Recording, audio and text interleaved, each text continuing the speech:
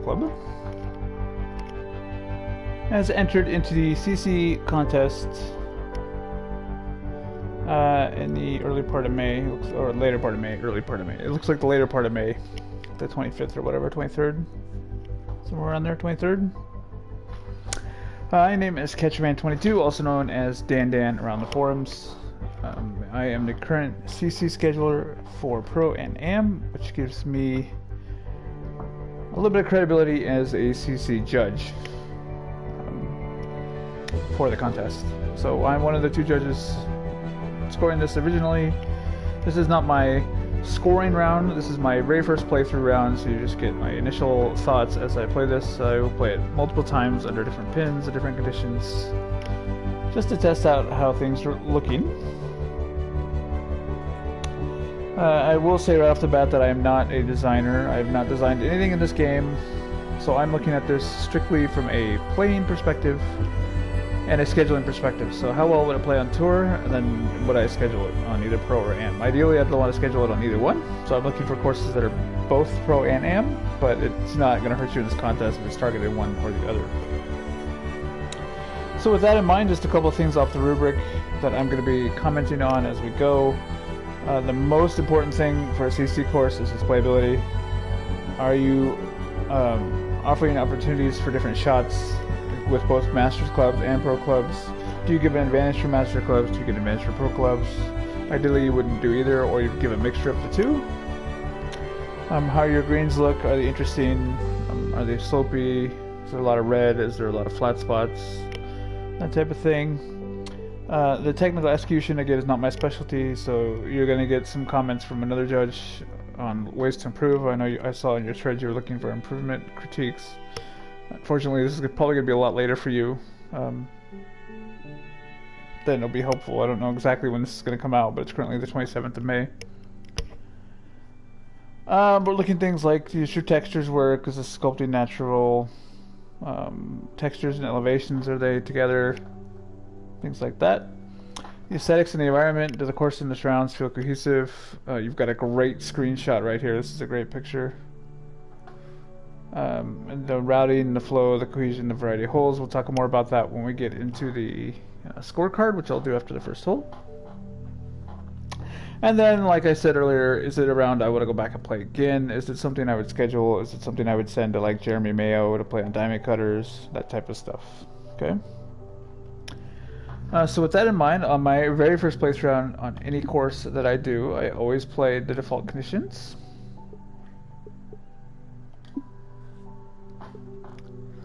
It's got fairways as soft. I'm going to go back and change those to firm, because I'm pretty sure you wanted firm fairways. And I think that's the glitch, right, that makes everything soft fairways. Play this at the blue tees, obviously. I'm going to play pin 1.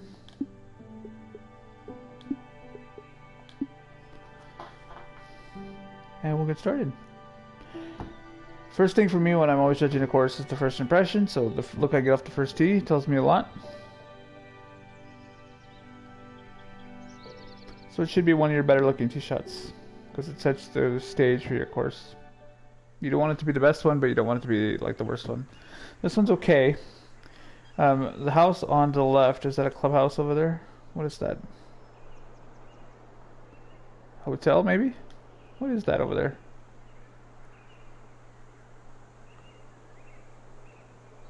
That's a lot of tables.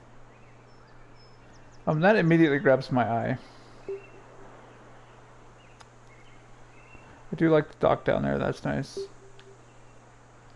So that immediately grabs my eye right off the bat. Is that how that hotel, house, clubhouse, whatever that is over there?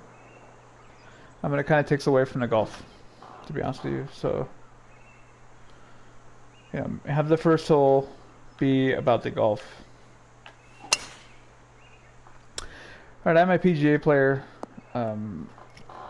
so don't let how I shoot affect you negatively or positively on this. I'm literally speed golfing in a way. I'm not going to take much time to line up putts or shots, so it doesn't have any effect on whether I think it's a good CC course or not.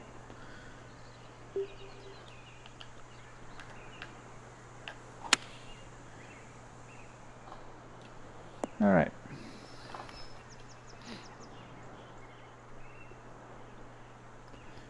All right, I good at the first hole here. A little on the boring side for a first hole. For me, personally. But not bad. What are the greens? The greens are 176, which is good. As a scheduler, I love seeing greens that are in the 150s or the 170s because that means I can play around with the different settings. Right. So next thing I do after I play the first hole is I look at the scorecard. I'm looking for variety in holes, in lengths of par 3s, par 4s, and par 5s. So far, 72, 6,900 yards. Perfect length for CC course. Par 3s, I've got 175, 159, 193, and 192. The 193 and the 192 are same. But I do like that there's a shortish par 3 and a couple long par 3s. I should also add the caveat that this is, of course, could change in how they all play. I have no idea how they're going to play. So, I mean, they could play longer, they could play shorter. I've seen a good mix of par 4s. Only on the front there. There's only one short one. All the rest of them are long. There's a nice drivable one on 10 probably, and then short ones. The back definitely plays a lot shorter. I love the 18th hole just by the yardage. We'll have to wait and see how it plays. I love drivable holes. Same thing with the par 5s. It looks like all those par 5s are reachable. And so we'll have to see how this goes, but there's a good variety there. For my default win, you got a high here pretty much. All right, this is a good little green. You kind of got the pin in a flat spot. I know you said the pins went difficulty from low to 1 to 4 was the difficulty. So it's definitely the easiest pin on that green.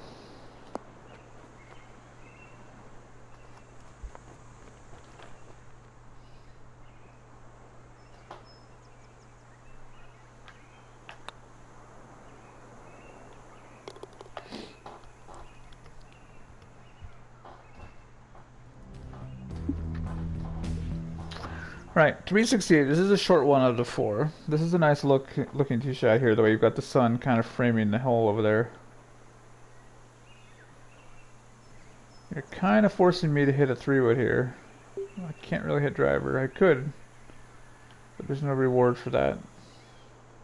It's OB down in the rocks there, huh? Okay. Alright, I'm gonna hit 3-wood to there, hopefully. Hopefully that doesn't go through the fairway. Yeah, that's fine.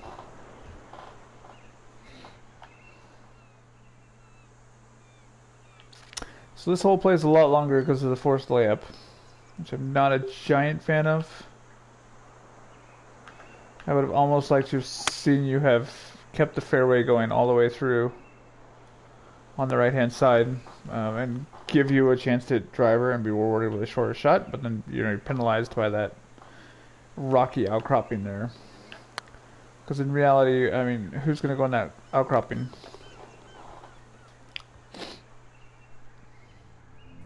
I mean, that outcropping is really not in play, hopefully. Cross your fingers. Alright, 495, but 65 down the hill, and you're also downwind. Okay, what is that? Oh, that's the last hole over there on the left, huh?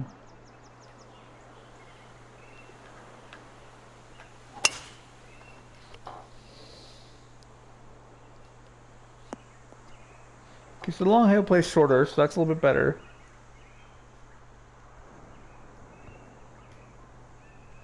This one's definitely an advantage.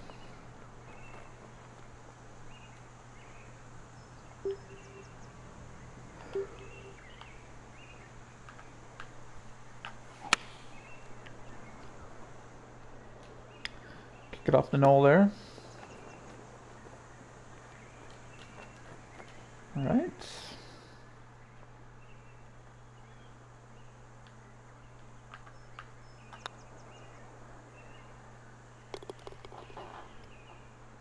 You've kind of kept the planting away from the course, which makes it seem a little open. Alright, the first par 5, we've got this creek splitting the fairway. You do have an option of going for either fairway. I like that.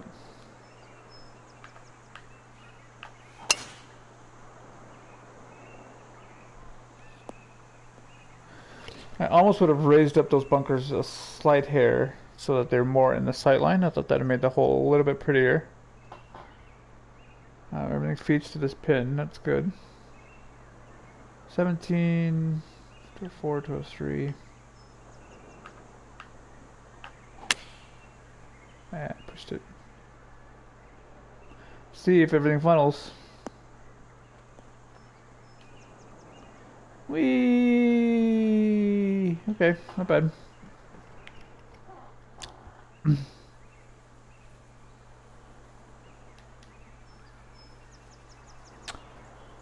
a nice consistent slope into the greens. That's something a lot of people struggle with. You know, you're going for a kind of a camber there. And then, you know, there are a lot of people that will struggle and not keep the camber the whole way. But it makes it play a lot nicer when you've got that camber.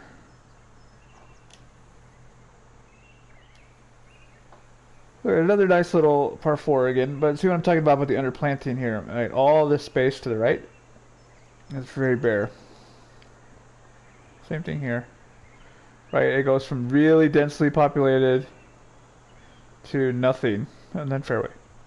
Right, so don't be afraid to throw some bushes in or little small trees.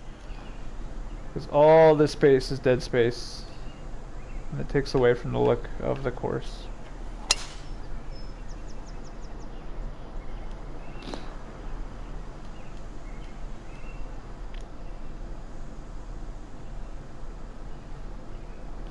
Alright, got a little bit of slope to this green. This is kind of a weird slope back here. I mean, look at that, everything funnels right into that little bowl.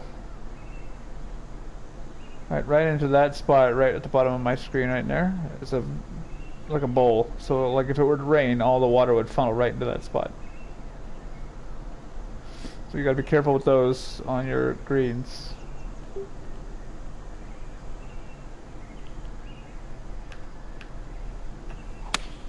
I knew I was gonna pass that when I hit it. Just gotta watch that, you know. It's those little things. Especially when it's a red slope. I mean, when it's not red slope, it's not horrible. Because it's not really that noticeable. But when it's a red slope and your eye goes right to the red slope, right, you can see it right away.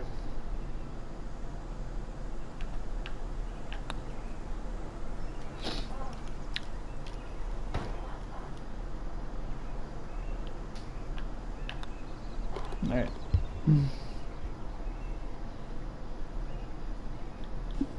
So far I haven't seen anything that would tell me this can't handle 187 greens, which I like. Always leave that option available.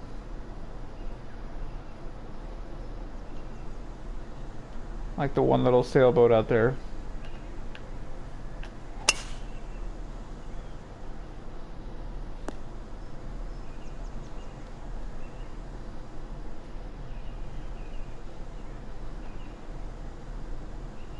This is a good little hole right here.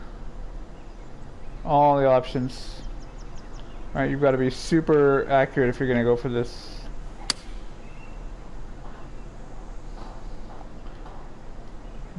A lot of options there, I like that.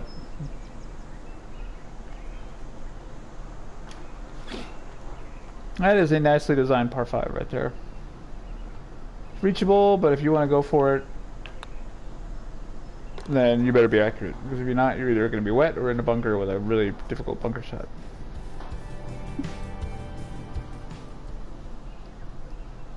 Alright, another nice pretty hole. Oh, I wish, I don't know.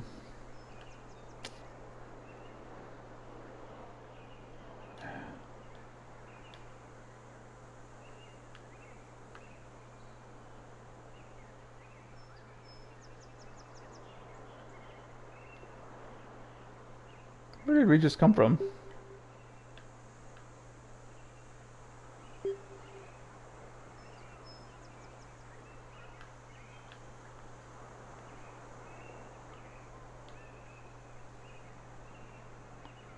Okay, from there, huh? So it's this long, giant walk through the dune here. Yeah, so if you were gonna do that, then I wish you would raise this tee box a hair. Maybe about 15 feet, 10 feet. And the reason for that is because I think that outcropping to the right with the waves and this crashing into it would have looked really nice from this tee box.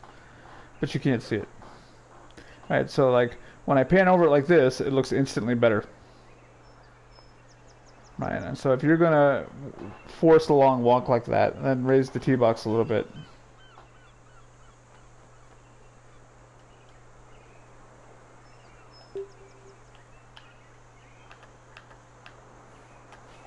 Not saying it's a bad hole. I mean, it's a nice looking par 3.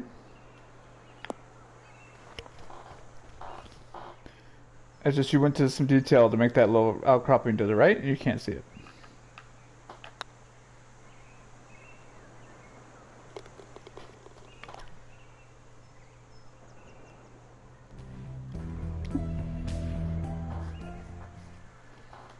Alright. Same thing, right? How do we get across here? How do you get across this lake? Do you have to walk all the way around the other side? Oh, it's the bridge, okay.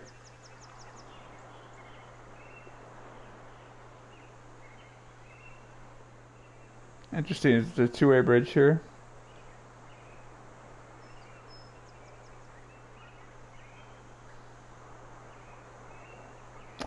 Yeah, I mean that's a long walk for that kind of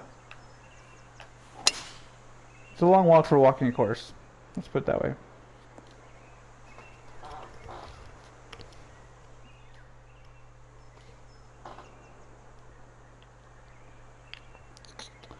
$46, $36.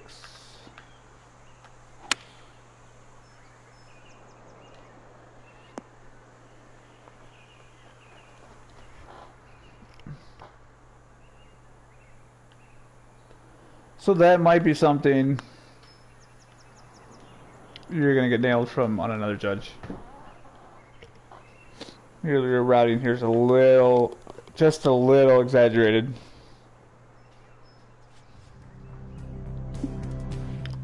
Alright, let's look at this first to the short par 4s here. Oh, I like this tee shot. So you kept the, see what I mean? This is what I was talking about on that other hole, right? You kept the fairway all the way down instead of cutting it off. And so now I have the option, if I want to hit driver here, I can. If I want to hit 3-wood here, I can. And I can lay back as far back as I want here. So you're giving me all the options here. That's good. I am going to hit 3-wood.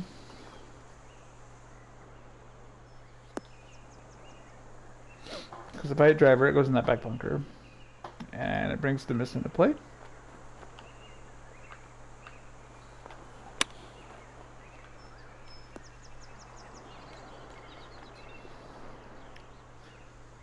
So I do like that short par 4. That was nice. Nice risk reward hole there. All the options off the tee. You can hit driver and be awarded. You can hit iron and be fine.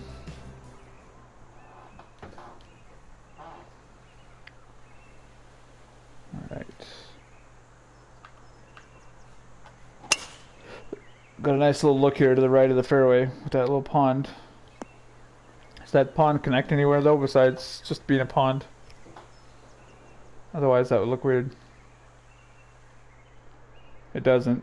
Yeah, see that's weird. Like why is there water there? Right, it's like a man-made lake.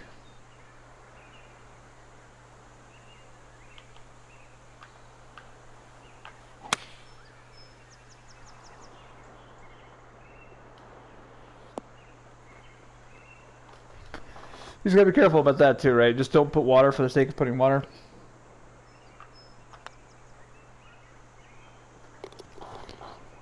Otherwise it looks weird.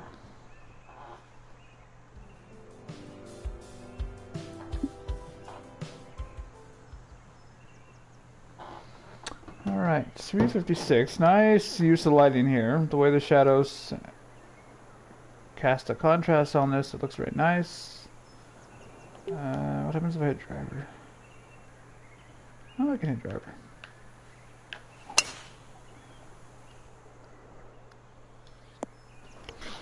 Good use of the lighting there to get the shadows, the contrasting on the fairway. It makes it look nice.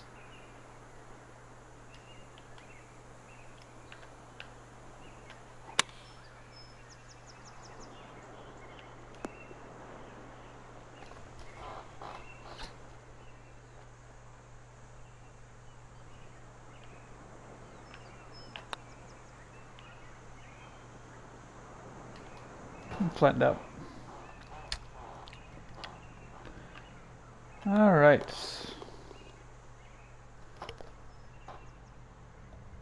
So I think this course has really started to shine when you got to 7.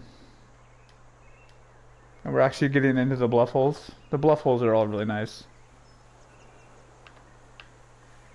But going back to what I was talking about before, about you having a lot of open space, and you don't have a lot of open space here because you've got the bluffs. Right, and so you notice how it makes it more of a compact feel. Right, and it just doesn't give you everything to look at.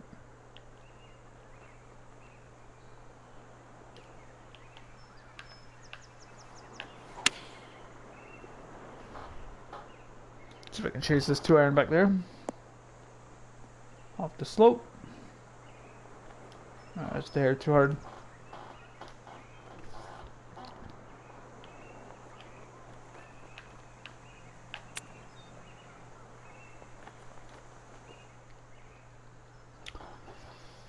Alright. Yeah, so I wasn't that impressed with the first like 6 holes. From 7 on, I've been really happy. It all started with that par 5.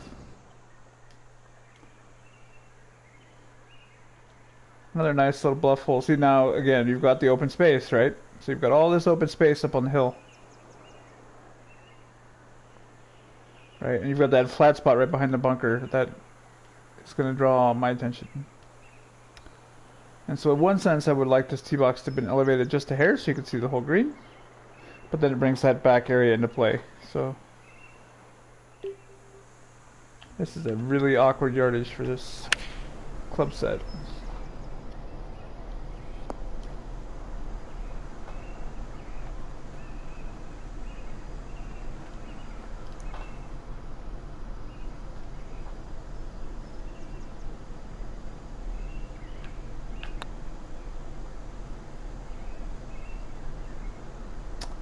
We're in the edge. So I don't know, you know, and like I said, I'm not the guy to talk to about design, what you would put there or how you would handle that, but it's when somebody like, when I notice it, right, you're probably going to get dinged for it from somebody else. Alright, this is a nice uphill par 5. It's got the lighthouse behind it.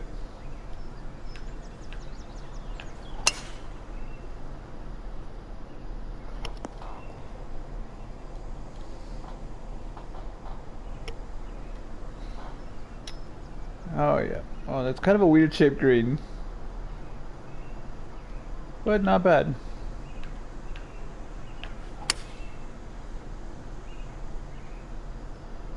Get there. Oh yeah.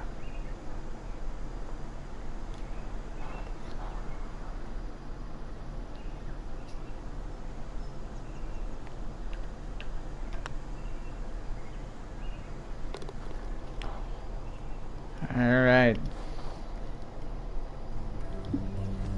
Another nice looking, all their bluff holes are really nice. Like another nice looking par 4. I love how you've got the illusion that this is a long skinny fairway, but this is actually a giant fairway. Like that's really well done.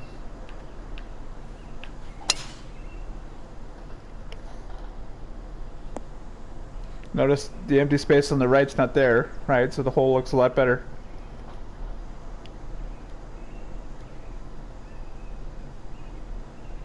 Oh, I love the backdrop on the next par 4 or par 3. Yeah.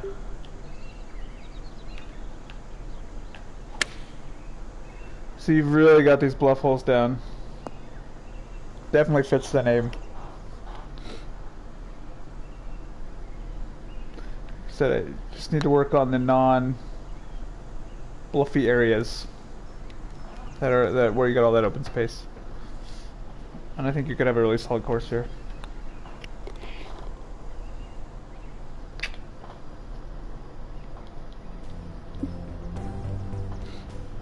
Alright, here's that pretty bluff. Love the way the water is reflecting there. You got a nice green shape. This could play really short or really long. I like that. I don't understand. If this is the easy pin though, I don't know how that pin's going to be easier than the one in the front, but that's okay.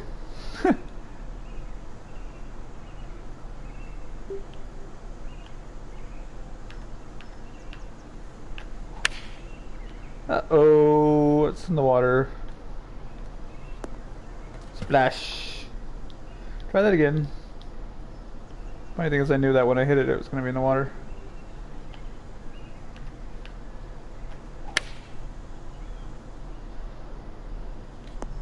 And that's kind of what I was talking about it, that being the more difficult pin than the front pin.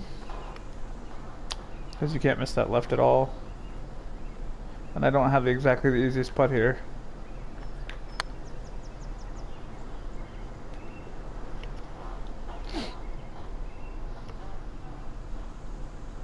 But I mean, it's just you said that the pin one was the easiest, and you know, that's all. That's the only reason that comment's there.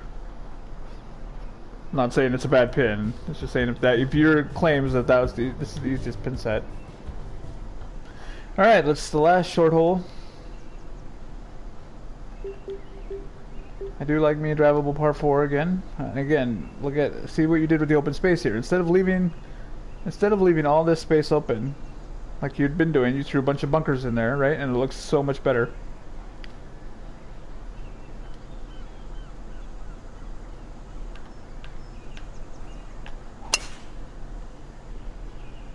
It's gonna be in the bunker. Stay up. Oh, no, it's in the water. Oh boy.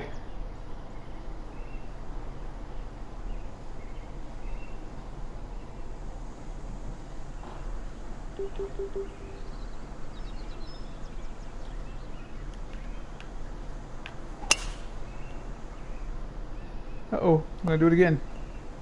Here, all right.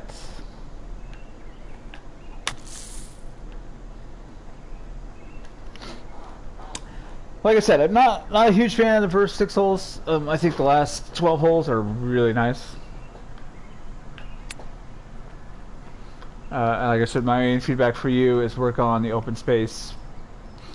Because the holes where you didn't have any open space looked spectacular, and the holes where you had open space looked kind of boring.